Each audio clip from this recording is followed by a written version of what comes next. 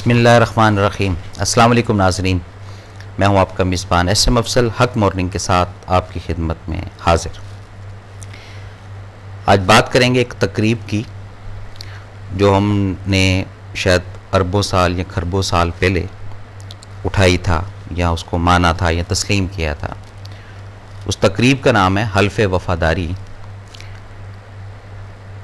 उस हल्फ को जब उठाया गया, एक पास्ट की बात है और ऑथेंटिक बात है कि जिस वक्त इकरार करवाया गया कि क्या मैं तुम्हारा रब हूँ। जितने भी थे सब ने बोला कि हाँ आप हमारे रब हैं।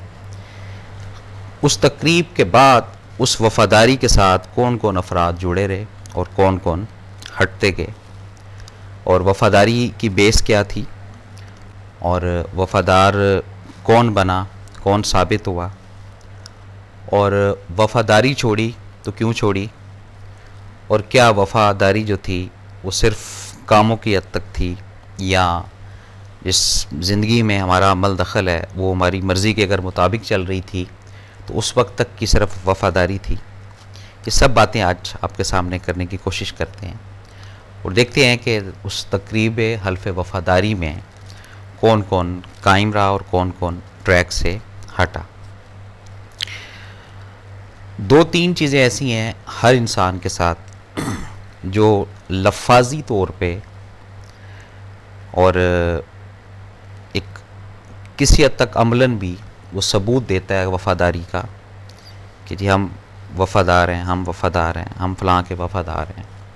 मैं जिस वफ़ादारी की बात कर रहा हूँ वो रब की ज़ात को मद्देनज़र रखते हुए कि हम रब की ज़ात के साथ कितने वफ़ादार हैं, कितना हम उसका पास रखते हैं। ये जो 5 टाइम हम वफ़ादारी का ज़ुबान से औरली बयान करते हैं कि या नअबुदु या नस्तईन, ये वफ़ादारी की बात है सारी।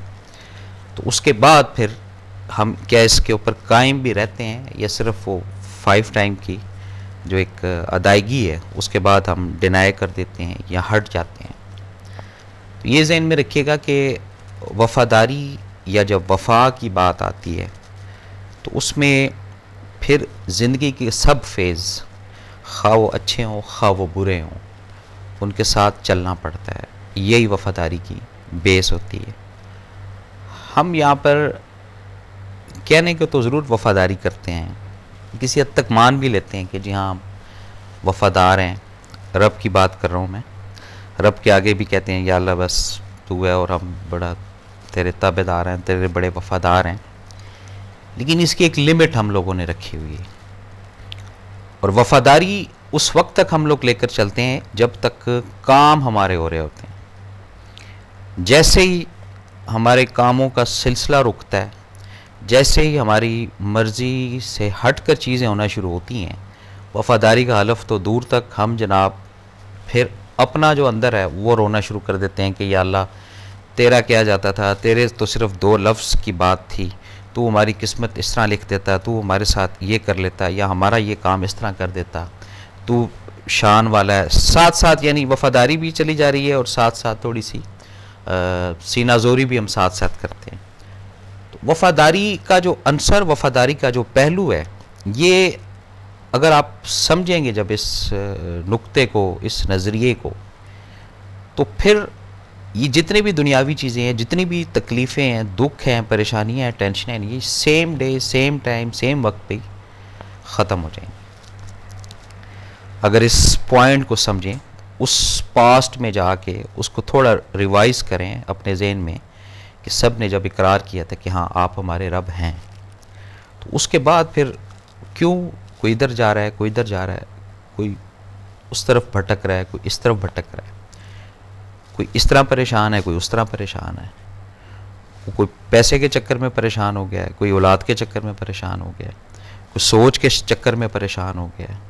किसी को ये गम खाया जाता है कि जी वो पतला है, किसी को ये गम खाया जाता है कि जी वो मोटा है। ये क्या चीज़ें हैं? ये सिर्फ उस हल्फ़े वफ़ादारी से हटने की वजह, और इसमें कोई ऐसी चीज़ नहीं है। इस पे वो हज़रत बाबा बुल्ले शाह का एक बड़ा खूबसूरत उनका कलाम था जिस पे वो कहते थे कि रुखी सुखी रोटी मिले दर मालिक दा ना छड्डन पावे पेंदे सो सो जुते। तो जब यहाँ पर कुछ लाइफ के अंदर रब बैलेंस करने के लिए रूखी या सूखी रोटी का टेस्ट आपको देता है सिर्फ अपने करीब करने के लिए, तो उस वक़्त हम इस वफादारी से एग्जिट हो जाते हैं, निकल जाते हैं हम लोग। क्यों? इसलिए कि हम कमज़ोर हैं या इसलिए कि हम इंसान हैं। हमारी वफादारी जो है उसके अंदर जब तक अमल नहीं होगा, उसके अंदर जब तक प्रैक्टिकल एक्सरसाइज नहीं होगी, ये सिर्फ थ्योरी और ख़याली वफादारी है। हो सकता है आप इस चीज़ से इत्तफाक करें, हो सकता है ना करें, लेकिन जिस दिन लफ्ज़ वफादारी को रजिस्टर्ड कर लेंगे, सेव कर लेंगे, और जो 5 टाइम आप अहद करते हैं बार बार, उसको भी अगर अपनी ज़िंदगी के अंदर अपना एक मकसद बनाकर चलना शुरू कर देंगे, फिर आप देखें कि वफ़ादारों के साथ क्या होता है, वफ़ादारों के साथ क्या क्या मामलात करता है रब के साथ, और किस किस जगह से, किस किस पॉइंट से रब की ज़ात मेहरबान होती है। लेकिन किसके साथ? वफ़ादारों के साथ। अब पर्सनल अपनी ज़ात को देखना है, मैंने भी, आपने भी। हम वफ़ादार हैं कितने रब के? 1%, 1.5%, 2%, 4%, 6%। ये ज़हन में रखें कि जो हम वफ़ादारियाँ करते हैं वक्ती तौर पे, उसके साथ भी वफ़ा कर ली, उसके साथ भी वफ़ादारी कर ली, उसके साथ भी वफ़ादारी कर ली, ये सब साथ छूट जाना है। साथ एक ही रहना है सिर्फ, वो मेरे रब का रहना है। तो वफ़ादार भी बंदा उसी करे ना जी जिसके साथ तमाम हयाती रहना हो, या जिसके साथ तमाम एक ज़िंदगी का दौर वो गुजारना हो। यहाँ के जो रिश्ते नाते हैं ये तो वक्ती हैं, ये तो ख़त्म हो जाएंगे, आज हैं कल नहीं।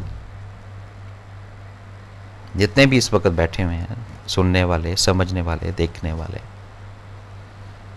उन लोगों को याद करें जो अहद करते थे जी हम वफ़ादार हैं, आपका साथ नहीं छोड़ेंगे, आपके साथ रहेंगे। आज वो नहीं है हमारे साथ, आज वो हमें छोड़ के जा चुके हैं। इसलिए कि वफ़ादारी का जो बंदे के साथ ताल्लुक़ या लिंक है, ये बनता ही नहीं है। हम हमारे इख्तियार में नहीं है, मैं मेरे बस में नहीं हूँ, आप अपने बस में नहीं है। आपका रंग काला कर दिया, गोरा कर दिया, गोल मुंह बना दिया, लंबा मुंह बना दिया, क्या आपके इख्तियार में है? नहीं। जिसके इख्तियार में है उसके साथ वफादारी निभानी, और वफादारी इसी तरह निभती है कि जो वो कह दे उसको फिर सुनना है, उसके ऊपर फिर अमल करना है, फिर उसको लेकर चलना है, फिर आगे भी बताना है, कुछ सीखना है, कुछ सिखाना है। लेकिन हम दूर हैं इन चीज़ों से। हमारी वफादारी सिर्फ काम की हद तक होती है। पाकिस्तान की भी हिस्ट्री उठाकर देख लें, बड़ी असम्बलियाँ आई, बड़ी चीज़ें आई, जो जो मुख्तलिफ अदवार में वफादारी, जैसे ही जनाब गवर्नमेंट ख़त्म वफादारी चेंज, गवर्नमेंट ख़त्म वफादारी चेंज। इसी तरह ज़िंदगी को भी आप उठा कर देख लें। बड़े हम लोग बातें करते हैं, बड़े बड़े बोलते हैं जी, तो जनाब इसके साथ ये वफा करेंगे, इसके साथ ये, भाई सांस का ही नहीं पता वफादारी कहाँ से करेंगे आप, उसको पता है सब कुछ। तो उस तकरीब हल्फ वफादारी को जब ज़हनों में ऑन कर लेंगे, फिर इल्म होगा कि सिरात मुस्तकीम क्या है, इंसानियत की इस्लाह क्या है, और हम कहाँ खड़े हुए हैं, और हल्फ वफादारी क्या थी। फिर ये जो लड़ाइयाँ होती हैं ना, ये झगड़े होते हैं, ये कुड़ते हैं, माली तंगियाँ आ जाना, फ़िक्र माश की तरफ इंसान सोचने पे मजबूर हो जाता है, बच्चियों के रिश्ते नहीं हो पाते, घर में हर वक्त तनाव खिंचाव, घर का माहौल ख़राब हो जाता है। क्यों? या वफादारी तब्दील करके लोगों को खुश करने के चक्कर में पड़ गए। और अगर एम ये रखें कि वफा उसके साथ है, हल्फ वफादारी उसके साथ है, और उसी के मकसद से अगर इंसानों के साथ रिश्ता नाता रखा हुआ है, तो फिर आप देखें उसमें कितना भला, कितनी आफियत और कितनी खैरियत है। और अगर हटेंगे ट्रैक से फिर परेशानी आएगी।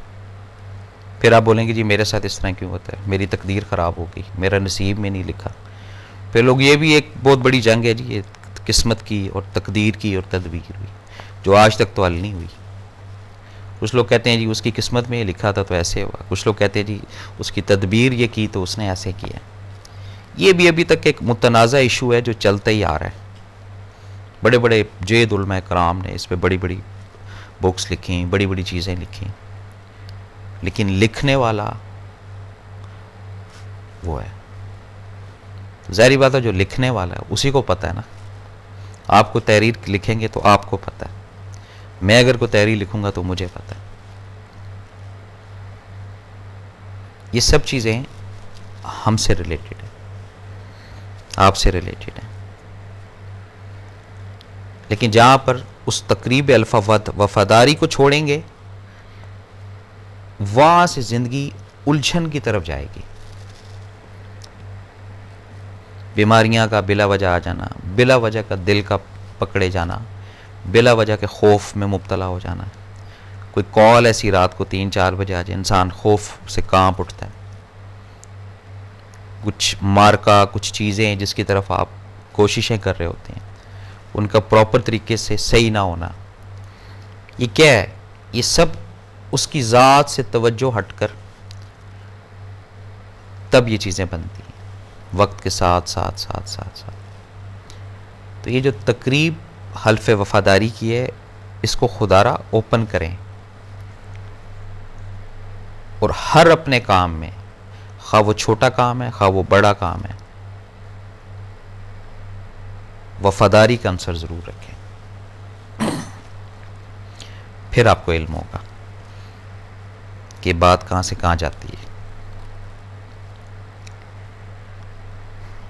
ये ऐसे ही नहीं सब चीज़ें इकट्ठी हो गई, ये ऐसे नहीं पैगंबर भी आते रहे। ये सब वफादारी का सिस्टम है, जो वफा करते रहे वो आगे चलते रहे। फिर इनाम भी वफादारी का। और जिन्होंने वफादारी की तकरीब को तो पढ़ा लेकिन उसके ऊपर अमल नहीं करा, निकल गए सर्कल से। कोई किसी के चेलों में इस वक्त फोर्स बनाकर बैठा हुआ है, कोई किसी के फलां के डेरे पे बैठा हुआ है, कोई मफरूर है, कोई फलां है, कोई फलां है। सिर्फ इस वफादारी के लफ्ज़ से हटने के बाद बात को जारी रखते हैं। कॉलर है, अस्सलाम वालेकुम। जी अल्लाह का शुक्र, थोड़ा ऊंचा बोलेंगे जी। जी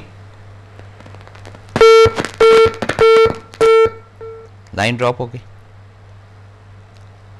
जी, लाइन ड्रॉप हो गई जी। ये हम जो बातें इतनी बैठ के करते हैं, आप भी करते होंगे कि हम फलां के जी बड़े वफादार हैं, हम उसके साथ ये कर जाएंगे, हम उसके साथ ये कर जाएंगे।